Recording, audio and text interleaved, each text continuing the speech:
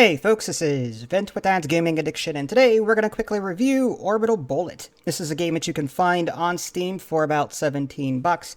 There is a 35% launch discount until April 4th, 2022, so if you like what you see here and you're watching this video early enough, you can jump in on this game for a little bit cheaper.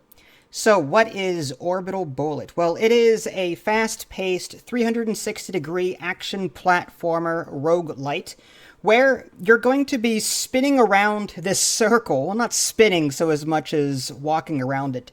You know, take a 2D level, take a 2D side-scroller, but put it on a 3D circle, and every time you move left or right, you're just sort of moving around in a circle. It's really strange. It really is, but it made me a little dizzy every now and again, but once I got used to it, it wasn't so bad. Like shooting, I had to keep in mind that I didn't have to get the enemy on the same 2D plane as me in order to shoot. I could shoot, the bullet would just sort of circle around and hit it, even though I didn't think it would. So this is a weird twist, pun intended, that takes some getting used to.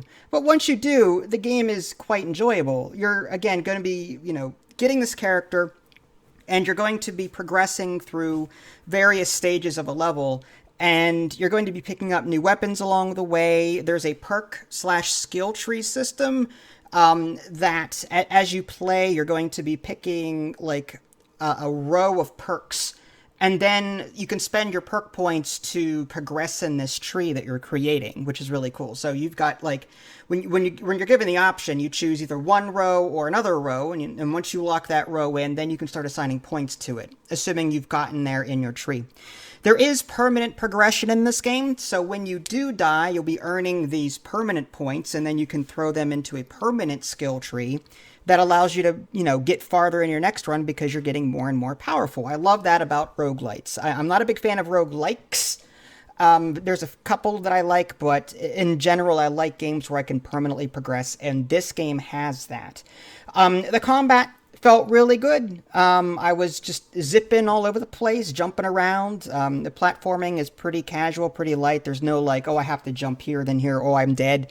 There's none of that. It was just, sort of just hop over this thing. Once you get used to the enemy patterns, like this enemy has a shield in front and will charge you, so you have to jump over them. If you're lucky enough to get a perk that, does damage underneath you as you jump over them via, these laser rocket boots that I had, all the better. But yeah, you're just going to be getting as far as you can in your run, like a typical roguelite. You die, and then you can assign points, and you start over from scratch. On the next run, you might have shields that will help you out permanently, you know what I mean? So every run is going to be better for you, and that's what I really like about this game. The art style and the graphics, also nice. It had this neon 80s kind of feel to it.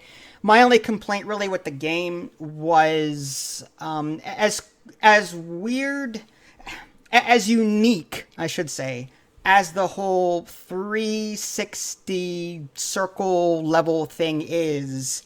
It sort of made me disoriented in a couple of places, and I couldn't figure out where I was. You can hit select. The game recommends a controller, by the way. You can use keyboard, but its controller is recommended. If you hit select and you bring up the map, I'm like, okay, so where am I in relation to this? How do I get to this place, this rung, on this map based on where I'm at right now? And I was constantly trying to figure out, this isn't a 2D top-down, Zelda-like field where I can go, oh, up, right. No, this is a circular thing where first I've got to find out where the exit is on this level and then go in that direction. And it's difficult when you can't see all of it. You're sort of swinging around this circle.